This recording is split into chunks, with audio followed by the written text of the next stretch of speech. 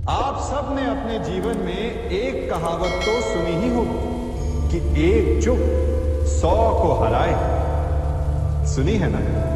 और इसीलिए कई बार हम जीवन में चुप रहते हैं, मौन रह जाते हैं, क्योंकि यह सत्य है कि एक मूर्ख के लिए मौन रहने से अधिक श्रेयस्कर उत्तर और कुछ भी नहीं हो सकता। परंतु क्या जीवन में सदैव मौन रहना, सदैव चुप रहना क्या उचित होता है? नहीं। जहां पाप का बल बढ़ रहा, जहां छल हो रहा, वहां मौन रहने से अधिक गंभीर अपराध और कुछ नहीं हो सकता। मौन रहकर कदाचित आप समस्या से बच जाए, परंतु आप संसार को समस्याओं में उलझा देते हैं। इतिहास साक्षी है कि पापियों के उद्दंडता ने संसार को इतनी हानि नहीं पहुंचाई जितना कि सज्जनों के मौन ने पहुंचाई। यदि कोई मूर्ख बोल रहा है तो मौन रहना उचित है, परंतु यदि कहीं अपराध हो रहा, छल हो रहा, तो उठिए और विरोध कीजिए, क्योंकि आप भले ही ना सीखें, परंतु आपकी आने वाली पीढ़ी इस पाप के दंड को अवश्य सहेगी। अपने जीवन में आप कितने मित्रों से मिलते हो, कितनों को आप स्वयं जानते हो, कितनों का आप शुभ चाहते होंगे और कितने आपका शुभ चाहते होंगे, और कितने ऐसे भी होते हैं कि आपके समक्ष आते, आपसे मिलते, वो अपने जीवन का दुखड़ा गाने लगते कि उनका कोई कार्य ही नहीं बनता। वो क्या करते? कार्य प्रारंभ होने से पूर्व ही कठिनाइयां आ जाती, कठिनाइयों के कारण वो आगे नहीं बढ़ पाते। क्या आपको पता है ऐसे लोगों की वास्तविक समस्या क्या होती है? क्या उनकी समस्या मार्ग में खड़ी बाधाएं या वो कठिनाइयां जो उनके कार्य को कभी संपन्न ही नहीं होने देती? सत्य तो यह है कि वास्तव में ऐसे लोग अपना कार्य कभी प्रारंभ ही नहीं करते। आधे मार्ग से उल्टा लौट जाने से अधिक बुरा यह है कि अपना कार्य कभी प्रारंभ ही ना करें। तनिक कार्य तो प्रारंभ करके देखिए, विश्वास कीजिए आप कभी खाली हाथ नहीं होंगे। आपको गर्वित करने के लिए सफलता भले ही आपके हाथों में ना हो, परंतु सफलता पाने का ज्ञान आपके हाथों में अवश्य होगा। हमारे जीवन में मित्र और शत्रु बड़े मायने रखते हैं। मित्र वो जो हमारा हित चाहे, जो हमारे सुख दुख में हमारी सहायता करे, हमारा साथ दे।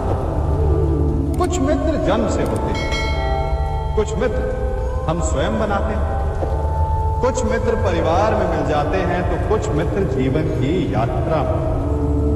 परंतु शत्रु हमें जीवन में कभी भी मिल जाते हैं। परंतु क्या आपने कभी सोचा कि वास्तविकता में आपका सबसे बड़ा शत्रु है कौन? आपका सबसे बड़ा शत्रु आपके भीतर छिपा बैठा है, और वो है आपका क्रोध। आप जिनसे रुष्ट होते हैं, उन पर क्रोध करते हैं, उन्हें हानि पहुंचाने का प्रयास करते हैं। परंतु तनिक शांत मन से सोचिए, जिन्हें आप हानि पहुंचाना चाहते हैं, ऐसा करने से पूर्व आप स्वयं भीतर से जलते हैं। क्रोध एक सुलगते हुए अंगारे के समान होता है, जिससे आप अपने शत्रु को जलाकर भस्म कर देना चाहते हैं। परंतु ऐसा करने से पूर्व आपको स्वयं उस सुलगते हुए अंगारे को उठाना पड़ता है, और शत्रु से पहले स्वयं को जलना पड़ता है, उसकी पीड़ा सहनी पड़ती है। तो यदि आपको अपने शत्रुओं से मुक्ति पानी है, तो पहले आप स्वयं के क्रोध पर नियंत्रण करना सीखिए। परिवार, संतान, हमारे अपने हमें कितने प्रिय होते हैं। उनकी सुरक्षा के लिए, उनके सुख के लिए हम क्या नहीं करते? अपनी संतानों को सुसज्जित कोमल जूते देते ताकि उनके पांव को चोट न लगे। उनके मार्ग में कांटे ना चुभे, उन्हें पीड़ा का अनुभव ना हो। अच्छी बात, परंतु इस प्रक्रिया में हम एक बार भूल जाते हैं कि पांव को पांव होने का अनुभव तभी होगा जब उसका स्पर्श धरती से हो, जब वो तपती रेत पर चलेगा, जब वो भीगेगा, जब पांव कांटों में उलझे। ठीक वैसे ही हमारे प्रियजन हमारी संतानों के साथ भी होता है। हम उन्हें जीवन का सुख तो देते हैं, परंतु उन्हें जीवन का अनुभव करना ही नहीं सिखाते। करने दीजिए उन्हें अपने जीवन की कठिनाइयों का सामना, लड़ने दीजिए उन्हें अपने मार्ग के कांटों से। यदि स्वयं सीखेंगे तो अपनी आने वाली संतानों को भी सिखा पाएंगे, है ना? ज्ञान, दान, मान, परमार्थ, इन्हें सबसे बड़ा धर्म कहा गया है। और ये धर्म है भी, परंतु धर्म का पालन भी सोच समझ कर करना चाहिए। यूं समझिए कि आपके पास एक बीज है। यदि आप उसे अच्छी माटी में बोते हैं तो वो फलेगा, फूलेगा, उसे देखकर आपको सुख मिलेगा। और यदि आपने उस बीज को कीचड़ में डाला तो क्या वो उगेगा? क्या उसका जन्म होगा? नहीं, वो कीचड़ में सड़कर अपना अस्तित्व खो देगा और कीचड़ का अंश बन जाएगा। और यही नियति ज्ञान, मान, दान और उपकार की भी होती है।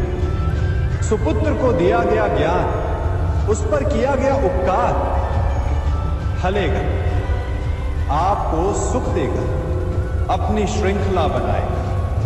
और कुपुत्र को दिया गया ज्ञान, उस पर किया गया उपकार कीचड़ में डाले गए बीज के समान, जो अपना अस्तित्व खो देगा। हम सब अपना जीवन शांति से जीना चाहते हैं, अपना हर पल आनंद में भोगना चाहते हैं, परंतु ऐसा नहीं कर पाते।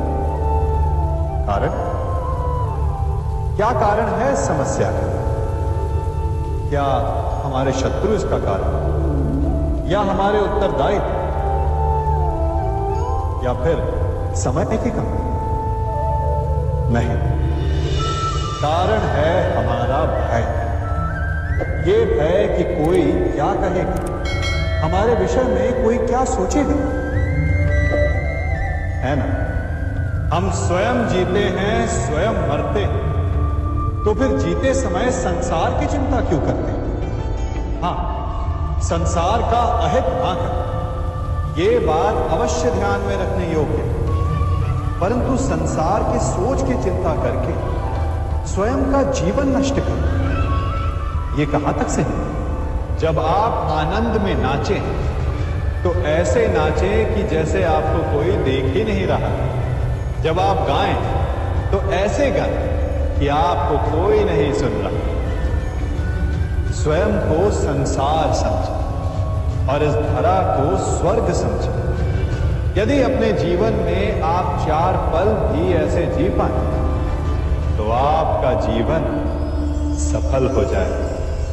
मनुष्य के जीवन में कितनी कठिनाइयां आती, एक से एक बढ़कर जटिल समस्याएं आती कि मेरा भविष्य क्या हो, मेरे संतान का भविष्य क्या हो, क्या मेरा ऋण चुक पाएगा, क्या मैं भविष्य में अपना इच्छित लक्ष्य पा पाऊंगा। परंतु एक बात बताइए, क्या वास्तव में ये कठिनाइयां, ये समस्याएं इतनी जटिल हैं? क्या इनमें इतनी शक्ति कि ये आपका मार्ग रोक सके? क्या इनका उत्तर पाना इतना जटिल है? नहीं, तनिक शांत मन से विचारिए। कई बार उत्तर इतना जटिल नहीं होता जितना ही प्रश्न। वास्तविकता में आपके मन में जो प्रश्न है वो जटिल है, किंतु उत्तर तो बड़ा सरल है, और वो उत्तर है कर्म। कर्म कीजिए, और धीरे धीरे आपके मन में जटिल प्रश्न और आपके मन की जटिलता दोनों ही समाप्त हो जाएगी। इसे देख रहे हैं? कुछ स्मरण हुआ? आपको आपके बालपन का स्मरण करवा दिया ना इस पहिए ने। कदाचित कोई बालपन में ऐसा होगा जिसने ये खेल ना खेला। हां, इस पहिए का आकार एक सिक्के जितना या इससे बड़ा हो सकता है, परंतु ऐसा कोई नहीं जिसने खेल ना खेला। इसे गोल गोल घुमाते रहे, निरंतर चलाने का प्रयत्न करना, कितना आनंद आता था ना। हमें उन पहियों के खेल से मिले मनोरंजन का आनंद स्मरण हुआ था, परंतु उन पहियों के खेल से बालपन में मिली सीख हम अधिकतर भूल जाते हैं। और वो सीख है सदैव गतिमान रहे। उस खेल का केवल एक ही तर्क होता, यदि उसे संतुलित रखना है, यदि उस पहिए को गिरने नहीं देना, तो उसे निरंतर गतिमान रखना होता। और यही जीवन में यदि सुख दुख, हानि लाभ, आनंद और कष्ट का संतुलन बनाए रखना है, तो सदैव गतिमान रहिए। किसी एक कष्ट, किसी एक दुविधा के पल में ठहर के ना रह जाए। कर्म करते रहो। विचार कीजिएगा।